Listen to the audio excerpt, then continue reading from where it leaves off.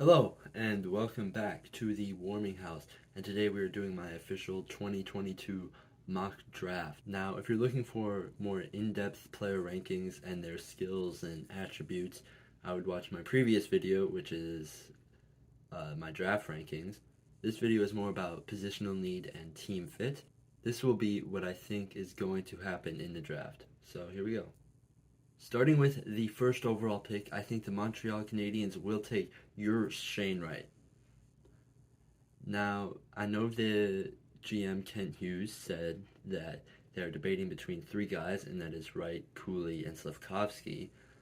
But I think they're ultimately going to go with Shane Wright. It makes sense. Most teams need a good 1-2 center punch, and with Suzuki and Wright, they can have that. I think that the Canadiens will want to play it safe. Wright is definitely a more sure thing than Slafkovsky. I'm not saying Wright is a sure thing, but I think he's got the upside to be a better and just a more safe pick than Slafkovsky. Which leaves the Devils at 2. I have them taking Slafkovsky over Cooley. Now, I have Cooley ranked higher, but I think the Devils are more in need of a winger, which is why I have them taking Uri Slafkovsky. At 3, we have Arizona taking Logan Cooley. Now, I know that the Coyotes have said they wanted to get bigger this draft, and Cooley is not bigger, but he is a center, and the Coyotes need any position, really. So I think the Coyotes are in a position where they just take the best player available, and I think that is Logan Cooley. Logan Cooley has also showed an interest in playing in Arizona, so I think that will make them want to take him even more. At 4, I have this Kraken taking Simone Nemec. Now, I think the top 4 will probably be these 4 players. Nemec is my second-ranked defenseman, but I think he's got more upside and potential than Jiricek.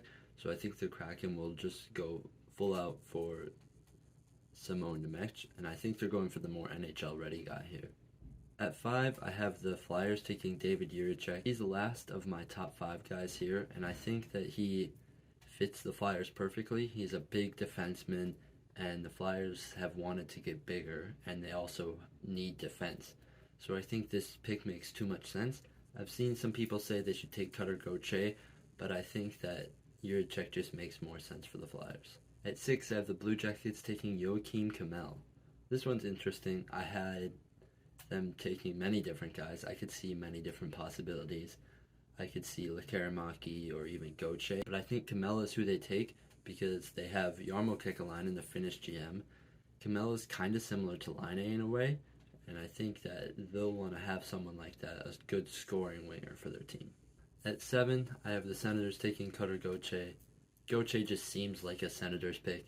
He's a big player who can play wing or maybe center. I've seen some people say they want him to play center, but it just seems like a Senators pick. At 8, I have the Red Wings taking Matthew Savoy. I think the Red Wings will take the player with the highest upside, and I think Savoy is, at this point, probably that guy.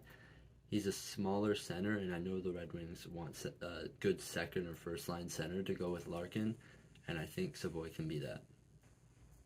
At 9, I think the Sabres will take Lekaramaki. I think the Sabres will take the best player available on their board here, and for me, I'm guessing that's probably going to be Lekaramaki.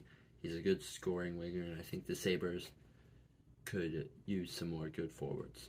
At 10, I have the Ducks taking Marco Kasper. Now, I know the Ducks want a defenseman probably, but I think with Marco Kasper still here, they're just going to go for the best player available in their minds, which will be Kasper. He's a good two-way center, and the Ducks showed that they have interest in good athletic centers last year when they took Mason McTavish. I'm not as high on Kasper, but I still think he will be a good NHL center one day, so I think this would be a good pick for the Ducks. At number 11, I have the Sharks taking Kevin Korchinski. Now, I think the Sharks will also be in a position where they take the best player available, but I also think they want defensemen, and Korchinski is my highest rated defenseman at this point. He seems like he would be a good fit for the Sharks. He's got a good offensive game on defense, and he's a left-handed guy, which the Sharks need. At 12, with the Blue Jackets' second pick, I have them taking Pavel Mintyukov. I think they're going to take one defenseman with their 6th or 12th pick, and I already took Kemell with the 6th pick, so I think they're going to take a defenseman here. Minchukov's a good moving defenseman. He plays good on offense, plays good on defense as well. And I think that Minchukov will be the next defenseman taken after Korchinski. At 13, I have an interesting one for the Islanders. I have them taking Liam Bichsel. Bichsel is a big defenseman, and I know the Islanders are kind of lacking on the left defense side. With Zdeno Chara and Andy Green getting up there in age, the Islanders' only real left defenseman is Adam Pelech. Now, I think Liam Bichsel wouldn't be able to replace that position right away, but I think the Islanders definitely could use some defensemen, and I think Bichsel will be the guy they pick. At 14, I have the Winnipeg Jets taking Connor Geekie, the center who played for Winnipeg this year in the WHL. He's a big center, and I think Winnipeg will love that, which is why I have him taking Geekie. At 15, I have the Canucks taking Liam Ugrin. Ugrin, however you say it. He's a good left winger. I have him ranked 10th, and I think the Canucks will love his good power finesse game. He's Swedish, which seems to be something the Canucks like a lot, especially with their new general manager, Patrick Allvin. And I think he just fits perfect in the Canucks system. At 16, I have the Sabres getting a steal here and taking Frank Nazar. I think Sabres, this entire draft, are just going to take the player who, in their minds, is the best available, as I said earlier. And I think Nazar, if he is still available here, will be an easy pick for the Sabres. He's a good, speedy center who can also play wing. And I think he will fit well with the other young Sabres forwards. At 17, I finally have Brad Lambert. Now, he's my 6th ranked player, and I think he will fall. I can see him going as high as 10, honestly, and I can also see him going as low as 30. But I think Nashville is a good fit for Lambert. I could see Nashville also taking a defenseman here, but I think if Lambert's available, they'll take him. At 18, I have the Stars taking Denton Mateychuk.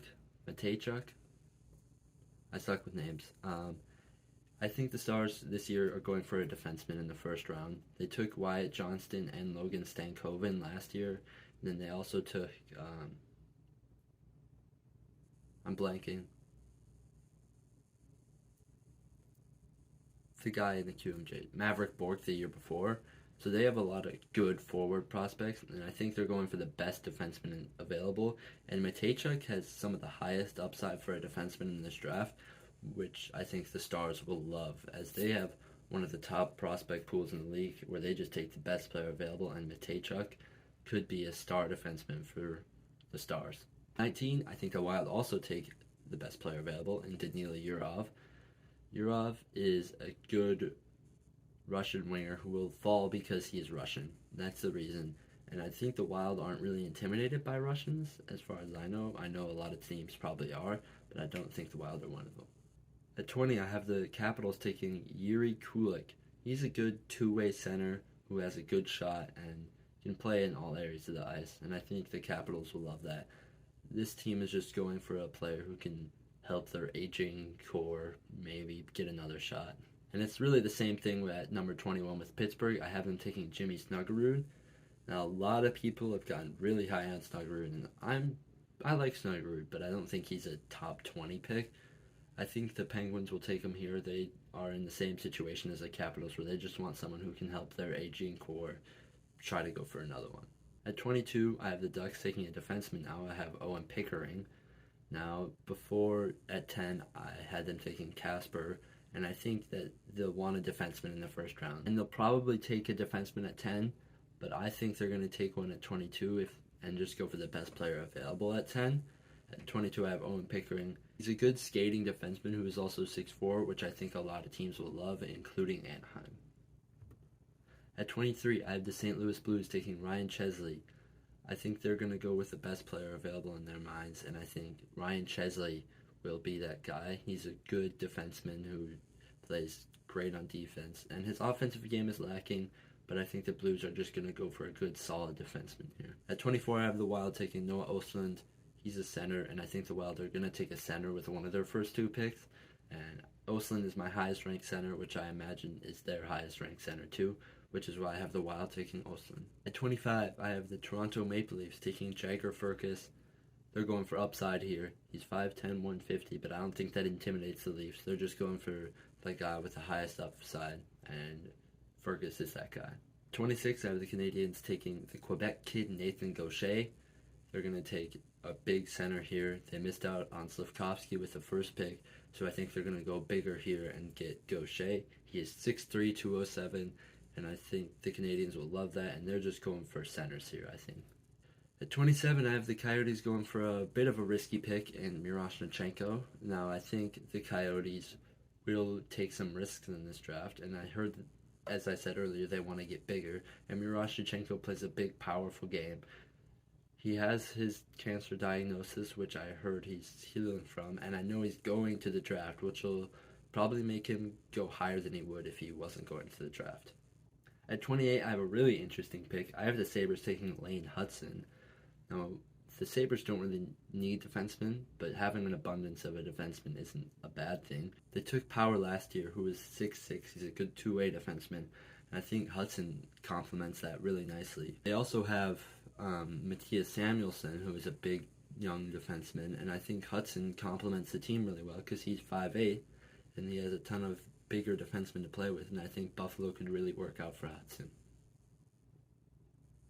At 29, I have the Oilers taking Tristan Luneau. The Oilers traded back to take Bourgault last year, and I think they're going to go for another QMJHL guy here, and I think that's going to be Tristan Luneau.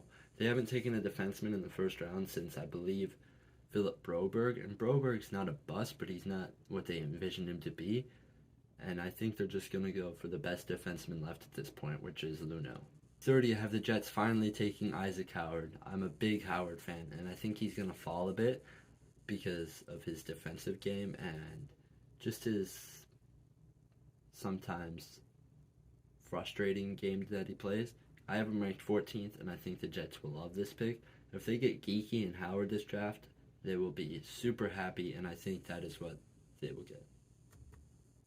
At 31, Tampa's going to get a steal here with Rutger McGroarty. I had McGroarty going higher up to the Penguins, but I just don't know how high he's going to go.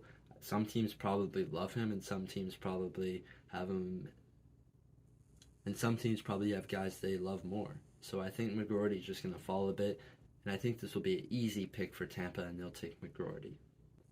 At 32, the Coyotes take Sam Rinzel. They're going to go for a big defenseman here. I like Rinzel's game. I don't know how translatable it is, but that is something that we will see in the future. I definitely think the Coyotes could trade one of their late first-rounders and one of their many second-rounders to move up in the draft, but this is just who I think they'll take, and I'm not doing trades here. So I do expect the Coyotes to make a trade with some of their second-round picks and their first-round picks. And then we have my second round mock. Now this is just a ton of names here. I'll put them up on the side here. I'll point out some interesting names that I think could go higher. I think Philip Méchard could definitely go higher if a team likes him a lot. He's small, so I think he's going to fall. That rhymed. Another name I think could go higher is Philip Biestet. He's a big center, but he doesn't really have one thing that stands out to me. So I have him at 35 to Seattle. Luca Del Bel Belluz, teams will love the name, they will love the player. He could go in the first round as well as Owen Beck. He is another good center. On the second list, I love guys such as Adam Secor out of the Wild. Secor is one of my favorite second round ranked players, and I think that'll be a great pick for the Wild. Another great pick will be Anaheim, I have, with them taking Gleb Trikizov. Vladimir Grudenin probably won't go at 58. His teammate Ivan Fedotov just got obliterated in Russia, which is horrible. But so I think players from his team will probably fall in this draft just because you don't know what will happen to them. Thank you for watching this video. Now, I know the draft is soon, so I might do a video on a draft recap after the draft. And then I might do top prospects video for every team, or just by division. So stay tuned for those videos, and I will see you next time.